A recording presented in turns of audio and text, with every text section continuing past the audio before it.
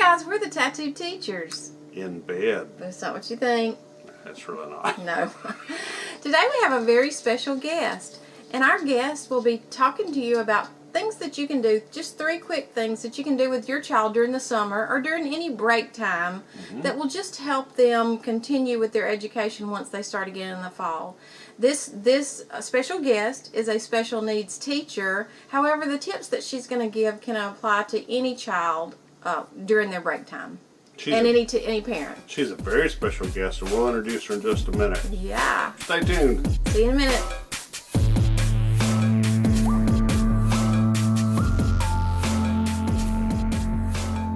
Hi everybody, we're the Tattoo Teachers. In bed.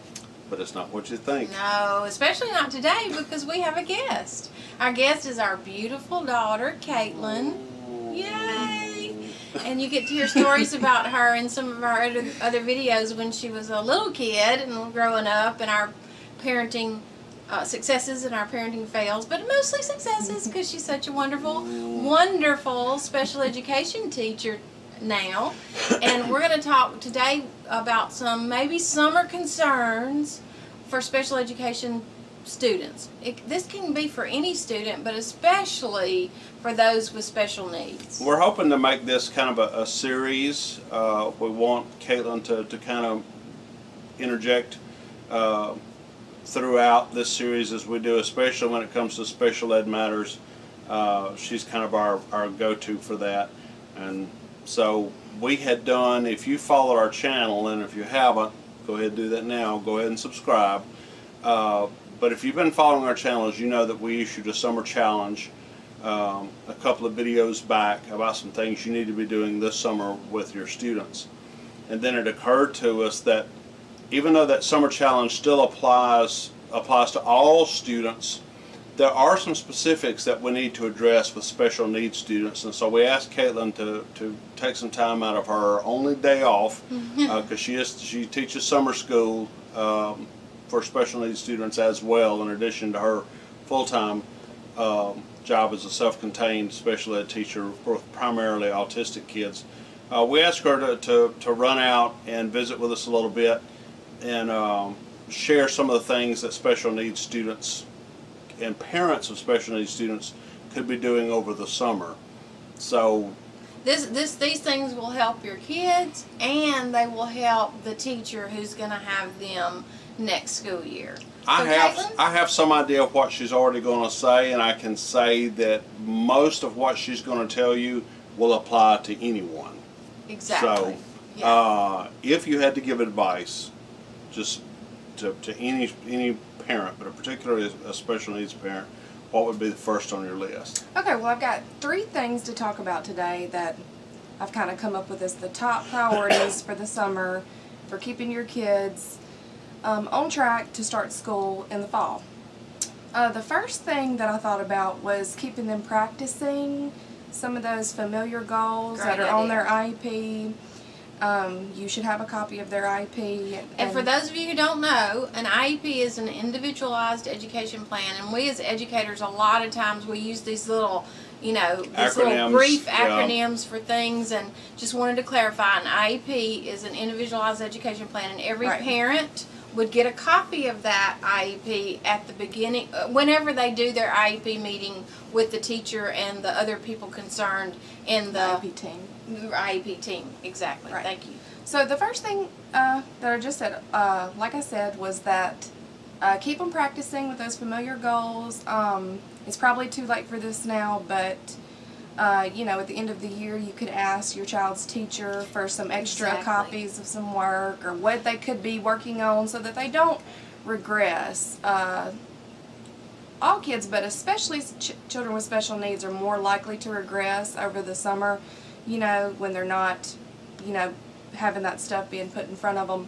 And you had already told me that for your students in particular, you always send home summer work that they can do over the summer. And a lot of special needs teachers may already do that, but if you didn't get that work, you might could make sure you make that in your brain, put a little note that at the end of the year to ask your teacher for some work throughout the Right. year, you know, that they can do for the summer. But since it's too late for that now and you might not have anything, you can always go on Pinterest, oh, exactly. type in those Good goals, idea. and you can pretty much find anything that you need on Pinterest for any goal. Good idea. That's And- perfect. And remind me, I think and I don't know that I can speak for every state or for every country that recognizes the needs for special students, but when an IEP team meeting is held, the parents get a copy of all that ahead of time, right? That's I mean, right. they have that everybody has to sign off on it. That's right. So, and a copy sent so home. That's mom, right. dad, grandpa, you've got that somewhere. So it's probably buried under a stack of papers, but somewhere that you already have this. Right. The second thing that I had was to keep a schedule, and this is another thing that doesn't just apply to special needs kids, but special needs kids, children with special needs especially love routine. They love to be on a schedule. They love to know what's coming next.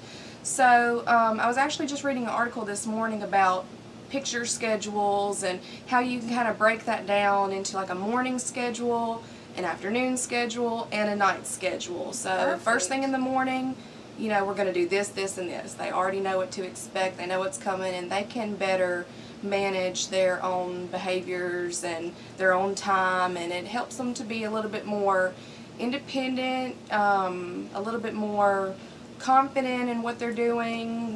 So And Caitlin, what I'm hearing you say is this: as a parent, there's less stress for the parent.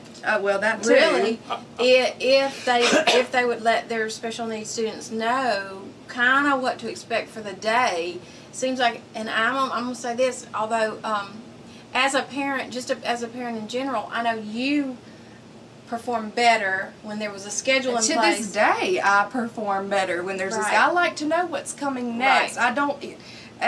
Little changes in my schedule to this day still bother me. So, especially to kids. Special needs parents already know how important structure is for their children, not only in school but just from daylight to dark. Those kids need structure. They require it. Otherwise, their little brains get confused, and I mean it's like putting a marble in a box and just shaking it up. And so that structure is important. And just because it's summertime or even an extended break, whether it's Christmas or Exactly. spring break or something, we need to try just as hard as we can, folks, to try to maintain this close. Not to say that your kids can't have a break and have some relaxed time, but Right. sometimes relaxed time is chaotic time. Well, and relaxed time can be structured. You can say Oh, we're yeah, going to have a nap absolutely. at Right. 2 o'clock every day or whatever your nap time is. Right. Right. And that's part of the structure, you know. And shout out to Coach Hankins, Woohoo! who helped instill the structure into this one. And Miss Bailey. And Miss Bailey. And Miss Bailey yes, too. yes, yes, Miss Absolutely. Bailey. And Miss Winkler. All those angels that dealt with this one. Thank you. Okay, and my third and final point for things to do over the summer with your child with special needs is to give them some life experiences.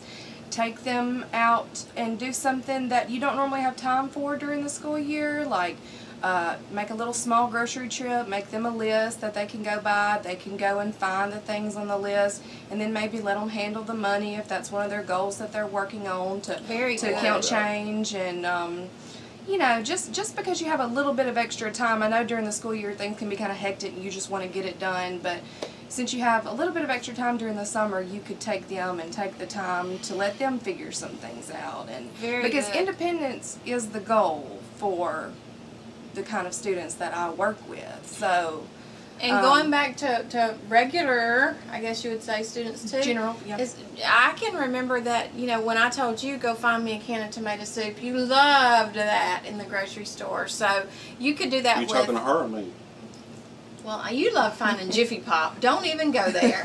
But anyway, you know, even with any students, you could ask them to go find something on that same aisle with you in the grocery store, and they love that. It keeps them engaged and shows a little independence. And I'm sure we'll follow up with this in a later video, but the thing I like about point number 3 is, folks, we've got to remember, hopefully we're preparing these kids for a time when we're not going to be That's there. right. And We're not I'm always talking gonna about be a time there. that you know, when they've got to make some decisions and you're not easy to reach. I know right now you're the Google, you're the World Book, you're the whatever that your child needs. And sometimes that never ends, even if there's Google online or dictionary.com or whatever it is. Holy crap. But you know what that means is that she thinks you are as smart as Encyclopedia Which is World Book. another failing of today's public education system. But the point I'm making is we need to be stressing independence. You've already seen our other video about that, where we deal with parent interactions outside of school and with athletics and that sort of thing. This is just another point that, please, let's help get these kids ready. Let's help these kids become independent thinkers, problem solvers. That's what your child needs. That's what your family needs. That's what the world needs. Exactly. Are problem solvers, people who can think and reason. That's right. Anything final that you would like to say, or just thank our guest, Katelin, our beautiful daughter, Katelin. Thank you for being our very first Tattoo Teachers in Bed guest. Woohoo! Yay! How do you like the bed? It's great. I love it. Katelin actually used to live out here. She sure did. Where we film. Sure Our little did. studio now used to be Katelin's home for a while when she was in college and didn't Yeah. want to be in the house with the old folks. But anyhow, folks, don't want to make this too long. Appreciate your time. Please like, please subscribe, please share this. If you have kids, if you know kids, if you've ever been a kid, then you need to be subscribed to this channel. So structure even in the summer. Structure even in the summer, even in that downtime. Click the little bell for notifications so you'll know when we post. And thanks everybody. See you next time. Bye. Bye.